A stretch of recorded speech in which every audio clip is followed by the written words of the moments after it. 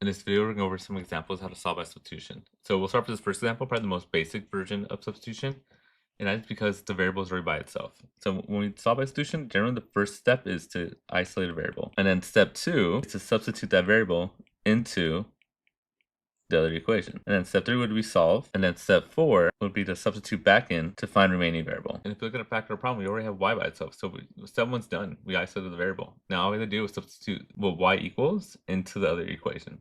So here's my y, and that's going to go into the y right there. So let's rewrite it. So we're going to keep everything else the same except for the y. Instead of the y, it's going to be what it equals. So it's going to be 2x plus 3. And again, instead of the y here, y equals 2x plus 1. So we're going to put that in there. 2x. So we substituted in 2x plus 1 for the y. And now we just got to simplify. So we're going to distribute. That 3 goes to both of them. And we get 2x plus 6x plus 3 equals 19. So now we have to solve this linear equation here. So I'm going to put the little divide sign here. Now before we do anything across the equal sign, across this wall, you want to simplify anything you can. So on this side, we could add both the x's, right? So 2x plus 6x gives us 8x. That plus 3 just stays where it is. Bring it down, equals 19. So now we're going to solve this equation. We want to isolate the variable x here, so we're going to subtract 3 from both sides, and that gets us, those cancel out, we get 8x, equal sign stays, 19 minus 3 is 16. Now we want to get rid of the 8, get the x by itself, so we're going to divide both sides by 8. When we do that, these 8's cancel, we get x is equal to 2. And just keep in mind, you're not done. We have x equals 2, we still have to find our y, so that's what this last step comes in.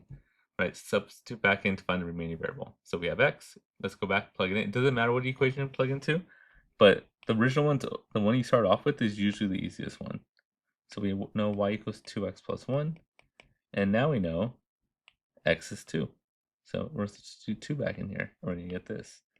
Y equals 2 times x, which is now 2, plus 1.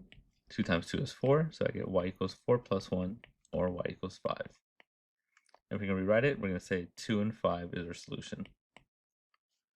So that's the most basic version of solve by substitution, right? You already have the thing isolated. Let's go on to the next one. So in this version, nothing's alone, right? Nothing's isolated. I can make something isolated, that's what we're going to have to do. And this one does make it easy, because x right here is pretty much all by itself. So if we could get this x by itself, then we're back to where we were last time. So to follow the same steps, we're going to isolate our single variable. We're going to try to get the x by itself. So let's write it right here so we can see what's going on. Right, that equation is x plus 2y equals 4, and we want to get the x alone. So we're going to subtract 2y from both sides. Right, whatever you do to one side of the equal sign, you're going to do to the other side of the equal sign. And we get this. X is equal to 4 minus 2y, or negative 2y plus 4. Either way is fine. Now we have our variable isolated, and we can substitute this guy into the other equation. For the x, right? Wherever x is, instead of the x, we're going to substitute in 4 minus 2y. So something like this. 2 times x, which now we know is 4 minus 2y. Everything else stays the same, plus 3y equals 9. Like that. And now we just have to simplify this again. So we're going to try to solve this, but first we have to simplify the left-hand side. So we're going to distribute. 2 times 4 is 8. 2 times negative 2 is negative 4y, plus 3y equals 9. Again, we could still simplify some more, so we're going to do that. We're going to add up like terms. Negative 4y plus 3y. So if you're like at negative 4, you have to go right 3. You're going to be at negative 1. So negative 1y.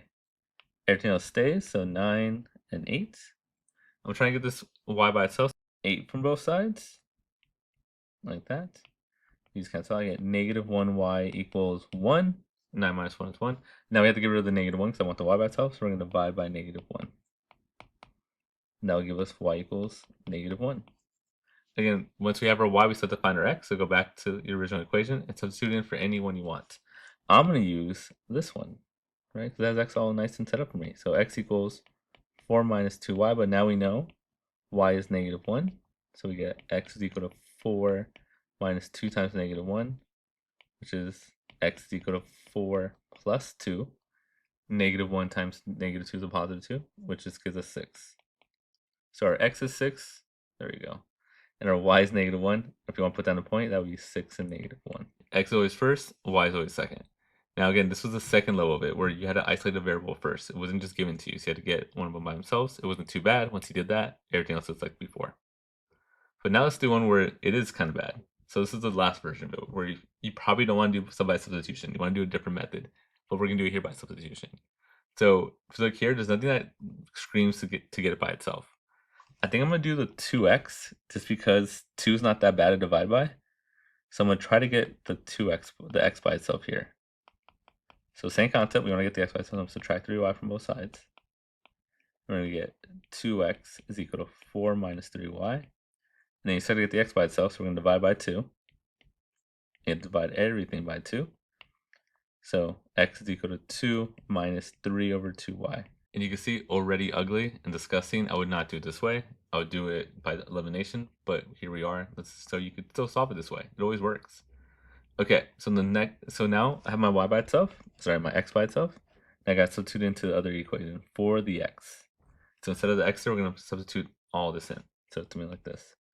5, and then instead of the x, it's going to be 2 minus 3 over 2 y plus 4y equals 3.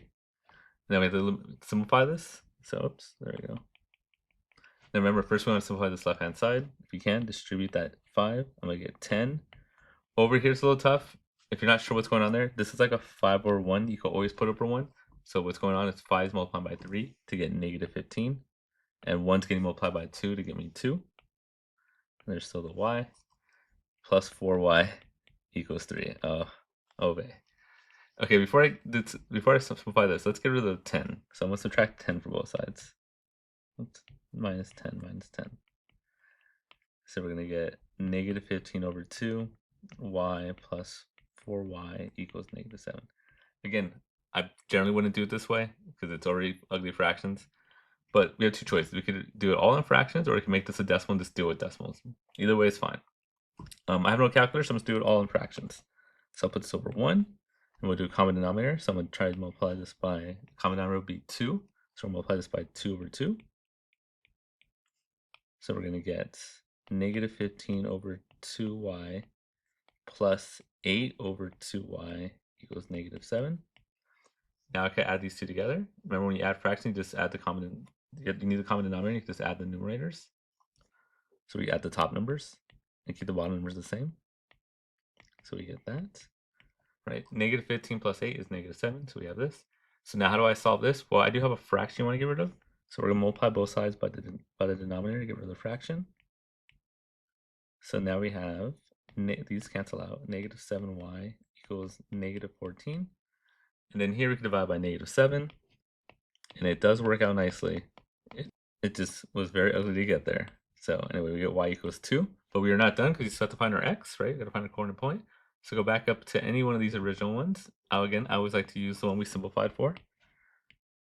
And substitute in there. So x is equal to 2 minus 3 over 2. And then our y was 2. So what happens there is that these cancel out.